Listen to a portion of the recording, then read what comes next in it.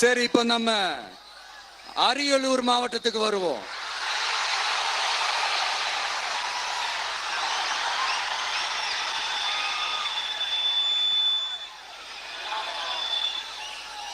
தமிழகத்தோட வறட்சியான மாவட்டங்கள முதல் வரிசையில காலங்காலமா இருக்கிற மாவட்டம் தான் நம்ம அரியலூர் மாவட்டம்.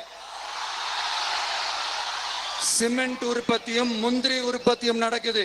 பட்டாசு தொழிலும் கொஞ்சம் நடக்குது.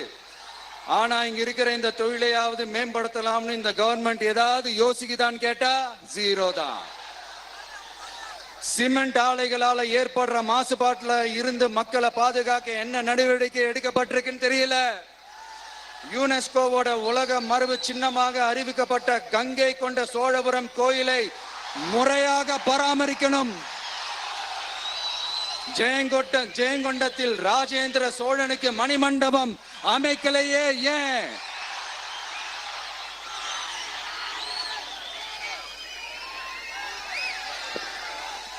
மருதையாத்தோட குறுக்க வாராணவாசி தடுப்பணை கட்டுறதை பத்தி 4 வருஷமா கண்டுக்கலையே ஏன்?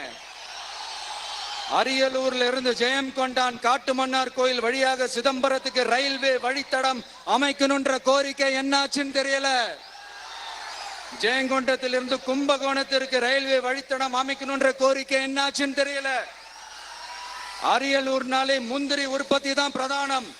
அதனால முந்திரி தொழிற்சாலை அமைக்கணும்ன்ற கோரிக்கை என்னாச்சுன்னு தெரியல. இந்த மாவட்ட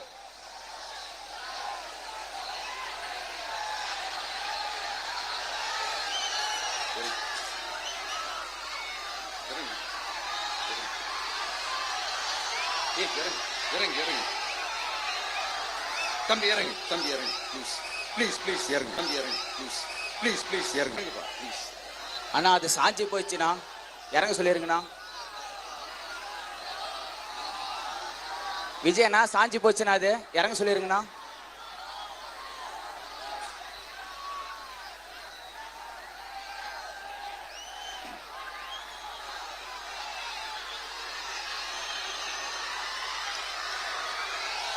ஹலோ பிரதர், சார் அவரை இறங்க சொல்லுங்க ப்ளீஸ்.